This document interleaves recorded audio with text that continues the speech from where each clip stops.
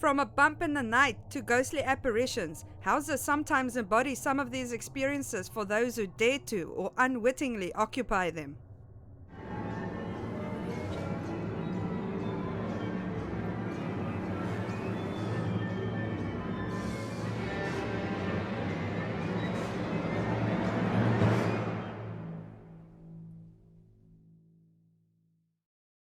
Hello everyone, welcome to Hauntings and History, the show where we discuss hauntings and the histories behind them. If you like this video, don't forget to like and subscribe. The events of this story play off in Klerksdorp, South Africa, and is based on eyewitness accounts. Names, details and addresses have been removed to protect the privacy of the participants.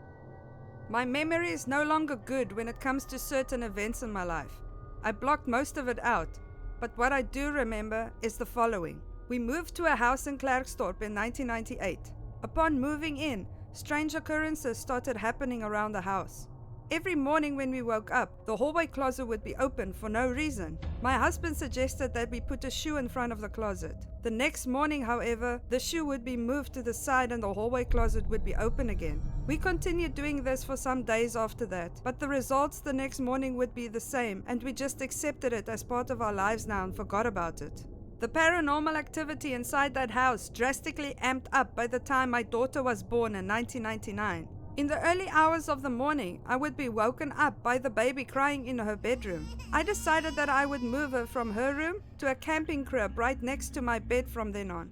One night she was crying again, and when I got out of bed and made my way towards her crib, I saw a white figure in the mirror behind me. When I turned around to look at it, there was nothing there. I turned back around to face the mirror and saw the white figure again. This time, it was slowly moving towards my closet.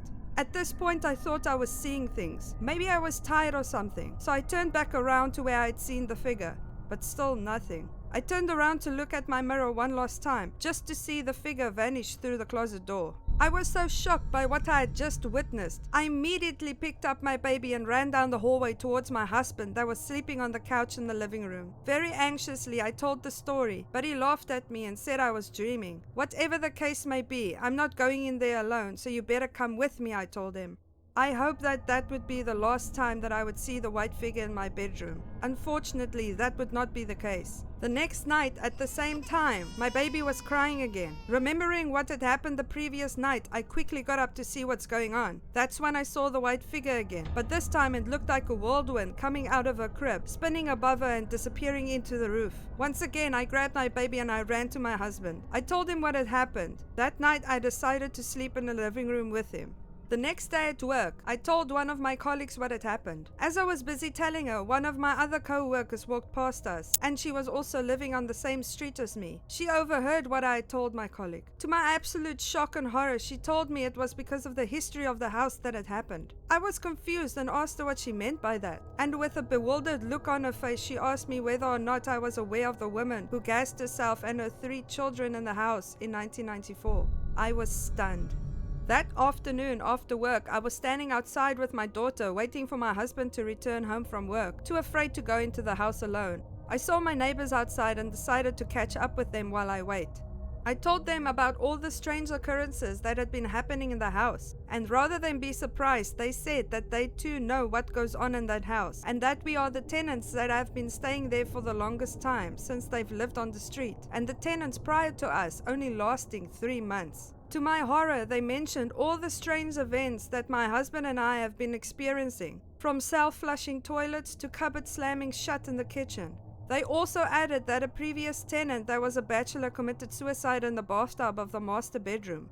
Whether or not all those rumors were true, only God knows. But one thing I know for sure is that there's something definitely wrong with that house. My husband soon arrived home from work and I told him that I refused to spend another night in that house. That is when he believed me about the strange occurrences. Rather than move, we decided to contact our church pastor, but he said he doesn't believe in ghosts and that he cannot help.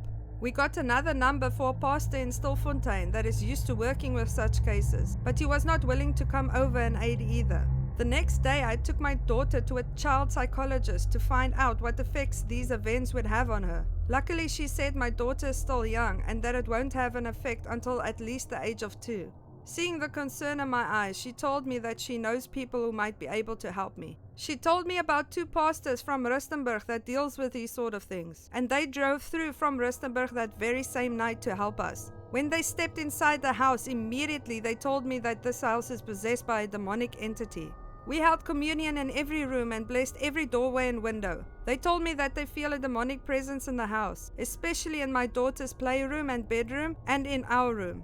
Lastly, they entered the garage, and without us telling them anything about the alleged history, one of the pastors turned around and said that something very unfair had happened here and that lives were taken. After all the rooms had been inspected and blessed, they sat us down and had a talk with us. They explained to us that the demon is after our daughter because babies' innocence allows them to experience spirits without bias or filters. They have no limiting beliefs or blocks, therefore they experience connections powerfully. They said that the nature of this demon is very evil and most likely took over the body from the woman who gassed herself and her children, as well as the tenant who committed suicide in the bathroom. They told us that we should practice religion every day, and if our faith is not strong enough, the demon will return even stronger.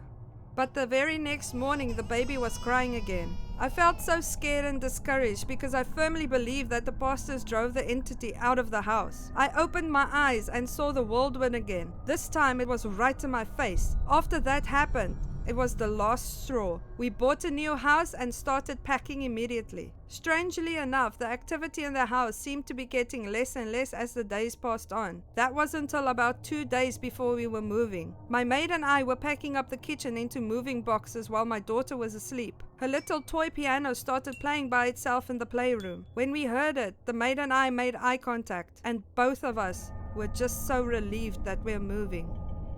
That's all the stories I have for you today. If you have enjoyed them, don't forget to like and subscribe. If you have any personal encounters, please feel free to share your stories in the comment section. Until next time, see you!